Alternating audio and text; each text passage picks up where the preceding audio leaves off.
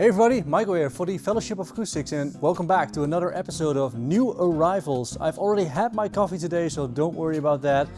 We've got a bunch of beautiful guitars to choose again. But before we do so, we need to look at what you all chose last week, and that was the Gibson, the SJ200. I should say it's a 1957, but to clear up some things, it's a reissue guitar. Because there were a few of you thinking it was actually a 1957, but then it wouldn't say vintage sunburst, because it would have regular sunburst, but it would be vintage. We'll just explain that later. Today I'm joined by Timer behind the camera, and we're gonna look for a bunch of beautiful guitars again this week, see what came in, and yeah, let's just see what we can find. A lefty, we already gave you a lot of love, so I'll keep you in mind, but for now, I'm actually interested in this.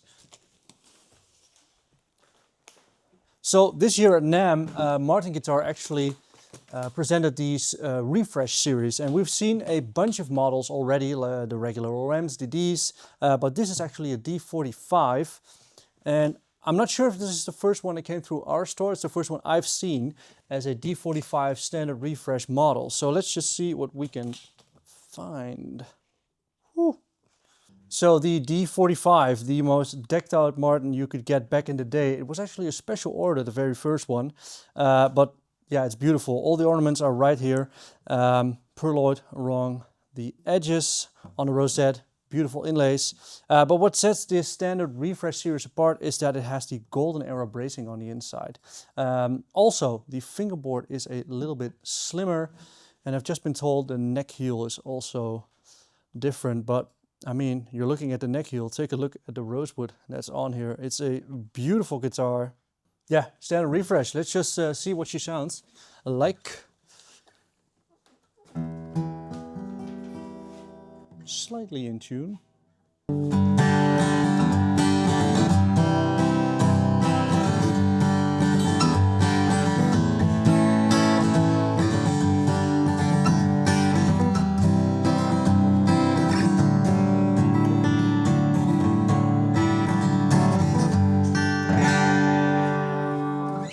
Big guns, very full sounding, a lot of low end, and I always love with D45s when I put them to my body, I can really feel them resonate, and this one is no exception.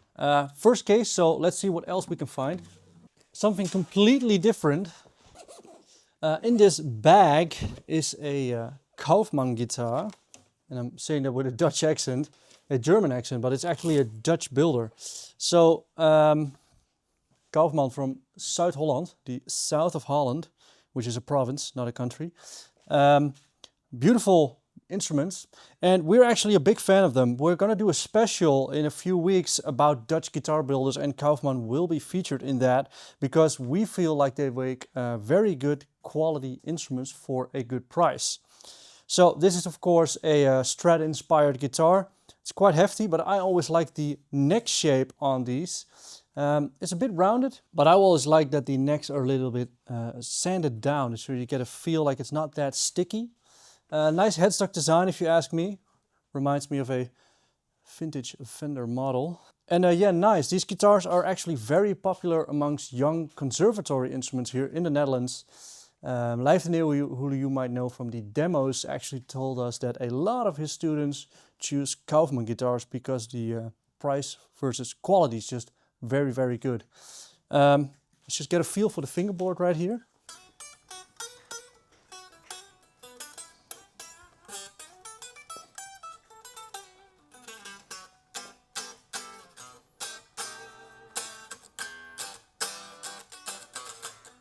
Actually plays very comfortably and it's quite resonant. Honestly, I don't think we actually give Kauffmann enough love on the channel, and we're gonna feature them in the future. But for now, I think I just want to hear what this sounds like through an amp. So this is actually gonna be my first choice.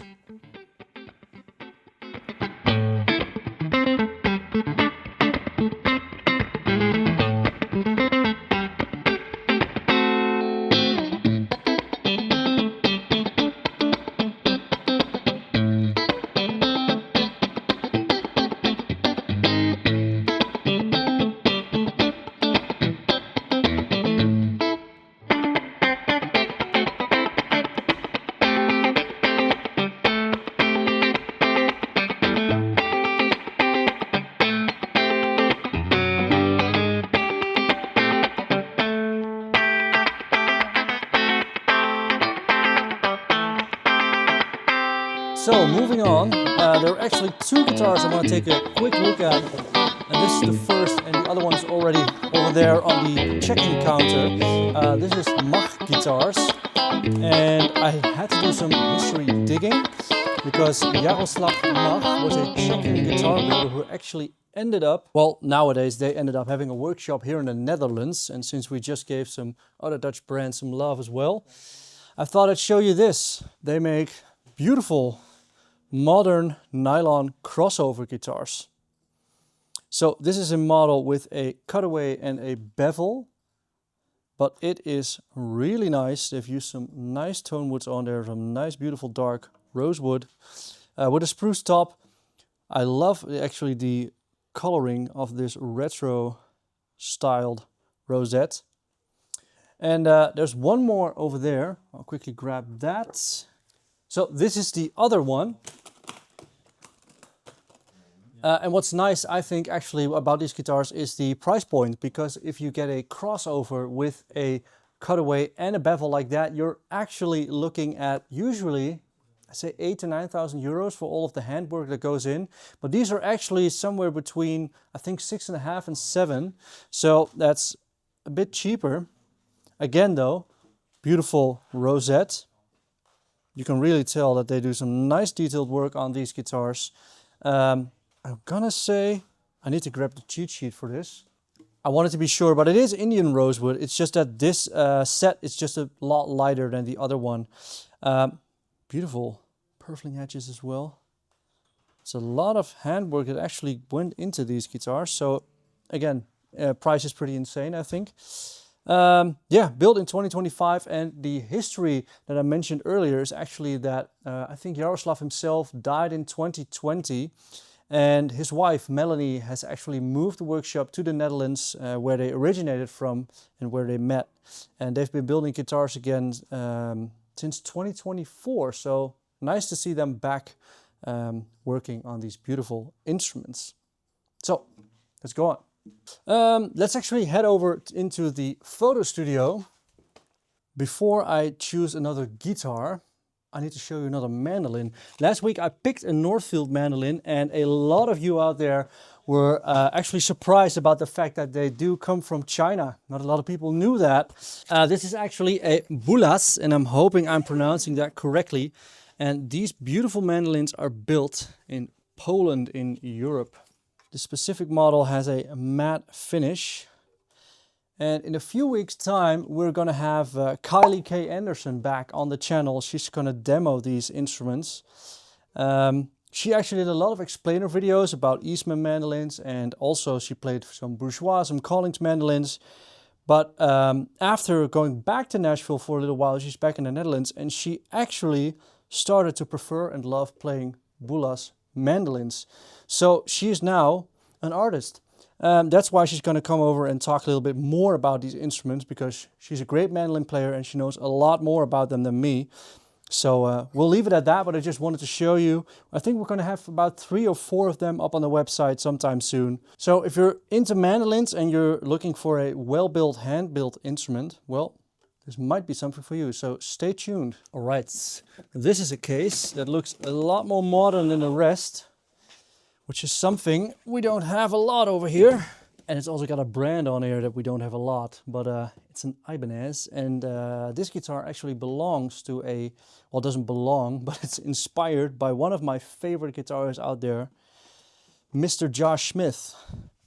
Because this is the Ibanez Josh Smith signature guitar. More specifically, this is the Flat V. Beautiful. And I think the color is actually quite interesting. The first thing that pops in my mind when I'm thinking about Josh Smith is a black Telecaster. This is the same inspired model, just some new touches. Look at the edge of this beautiful guard right here, pretty cool. And this color is called Mint Sand. I don't know if this will come across on camera, but it's kind of a faded minty green or something. It's very stylish, I think. And Josh Smith is a stylish guy, so I think that fits really well. Actually, what set this model apart from the other one that he usually plays, the black one that I told you about, is that this is the flat fee 2. The other one is the flat fee 1. And the flat fee 1 is basically the same iteration of the instrument, but it's got a single coil in the neck. So that's the biggest sound difference. Also, of course, the finish. But there is one thing that they have in common. And here we go again. It's got a matching headstock. So we have lovers and we have haters. But on this guitar, I think it's actually pretty nice. So the Vlad V2 from Josh Smith and the Prestige model. I just want to know what this sounds like. So I'm going to choose this as my second guitar.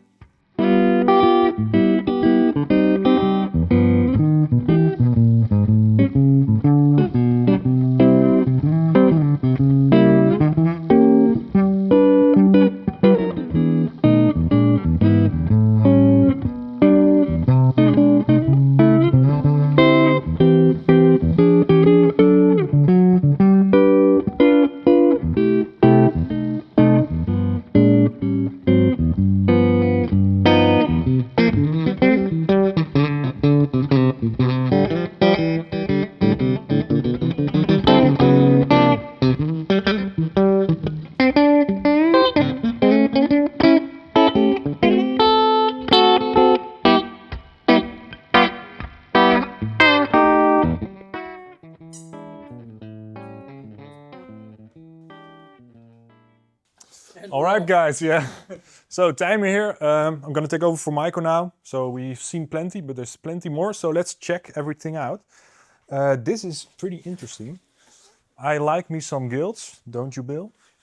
And this is a bit of an older guild. I believe it's from 1964. And this used to be my nickname in school, actually, because it's the Slim Jim. And I was a bit of a Slim Jim myself. So, I mean, older guilds you can't really go wrong with because they're really resonant, they're really great. One single pickup, volume control, tone control, super easy. And for only 2,000 euros, you've got yourself a vintage guitar from the 60s. And you can't really get a lot of those these days. But this is really nice, actually. Let's just see what it sounds like.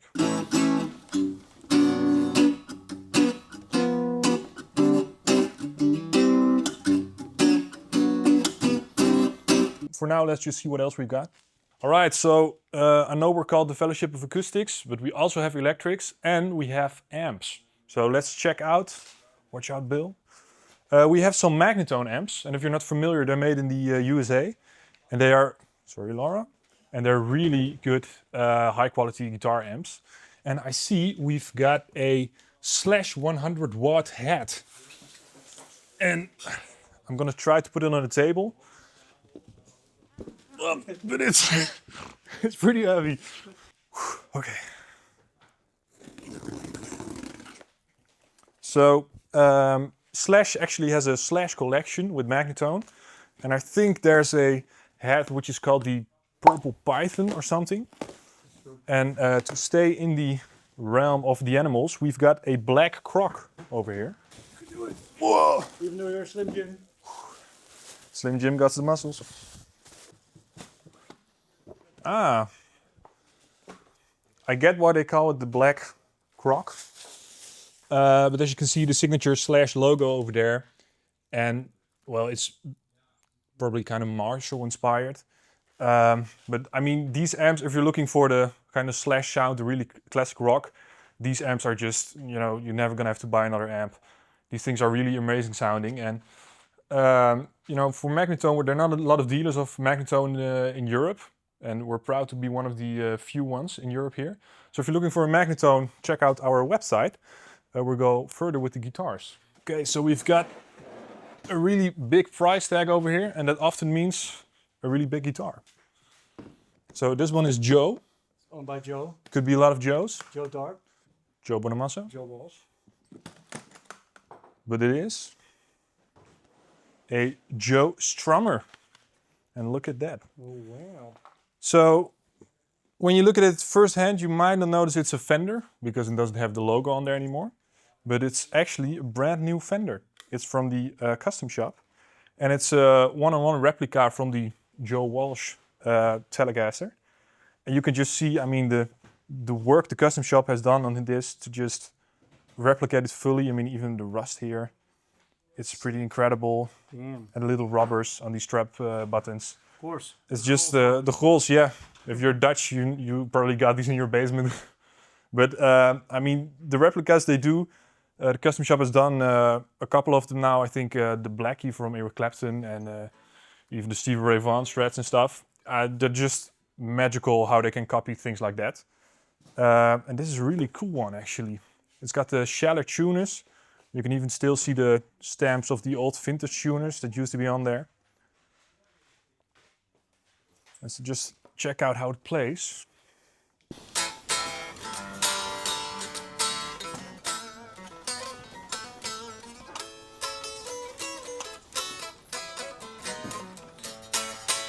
Wow, really, really resonant actually. It even has a brass nut, which does quite a few things for the acoustic resonance of a guitar. So I really like this guitar. It's probably the closest you're ever gonna get to the real Joe Strummer Telecaster.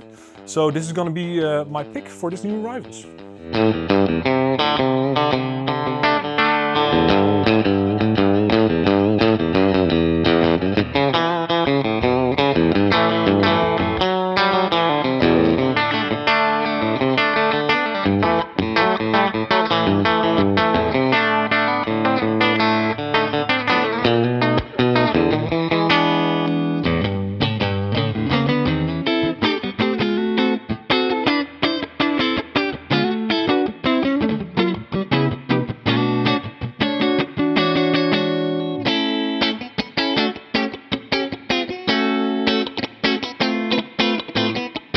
As you can see, I'm the lucky guy here because Michael finished and all the good guitars are being brought in by Laura.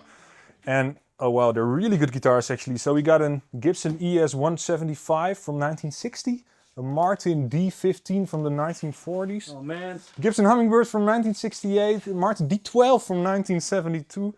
Okay, so I think from all the goodies that we have over here, let's check out, we actually have a Martin D1228 here. And older 12 strings are really good for Martin. We've had a couple of them. And I mean, I don't know about you, but this classic blue Martin case, it just gets me excited already. So let's check it out. Wow. Look at that. Also in great shape. Also in great shape, yeah. I mean, the headstock is looking a pretty bit robust, but I mean, it's absolutely gigantic. Hilarious. Wow. But I mean, the older Martins are already great. Definitely from the 70s because they're not as expensive yet as the like 50s and 60s models. But seeing a 12 string is actually quite rare because we don't have them that often. And this one is from the early 70s, the D1228. So let's just see how she sounds. Ah! 2 hours later. So if this new Rivals episode comes out a day later, it's because I had to tune this 12 string, which took me an hour. But let's see.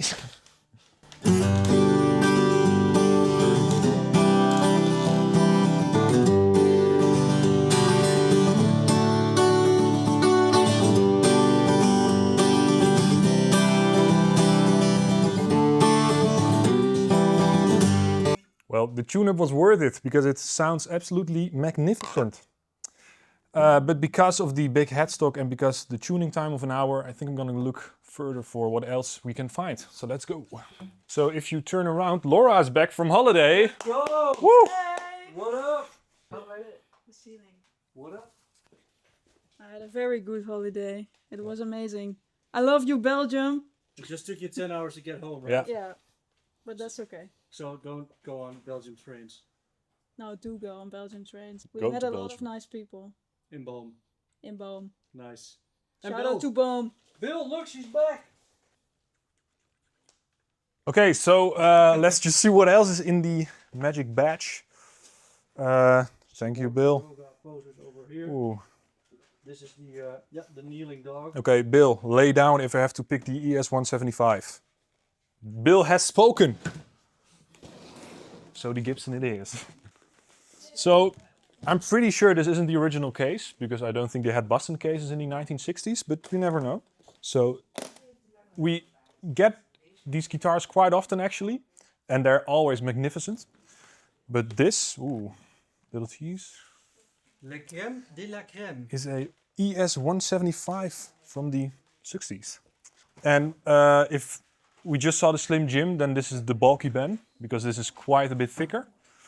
But wow, I mean, all the vintage guitars we've seen today are in really good shape, and this one is no other, because the finish is magnificent, and even the sunburst looks really nice as well.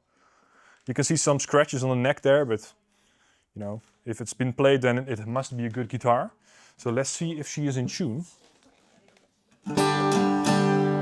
Oh, nice.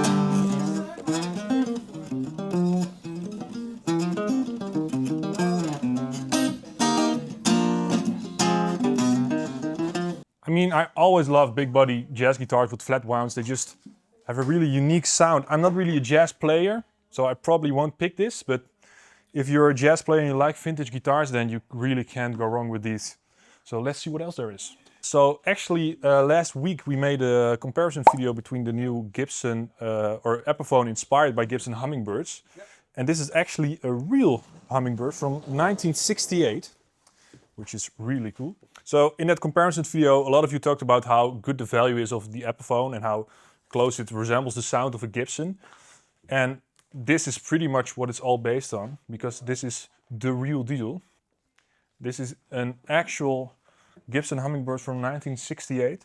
And I mean, this one is remarkably clean for its age, because as you can see, I think the pickguard got glued on again by our workshop. But you can see there's a couple of cracks here.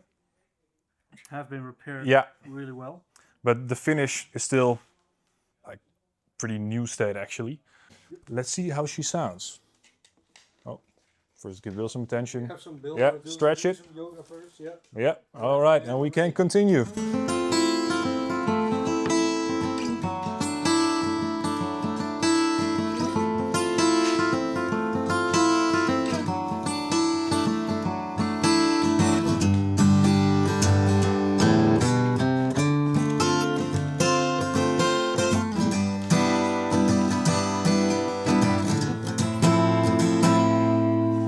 I mean, it's probably an easy pick because it sounds absolutely mega. And I mean, just the state that it's in and the video we made on the Hummingbird the other day, I think this is a clear last pick for this week's new arrivals.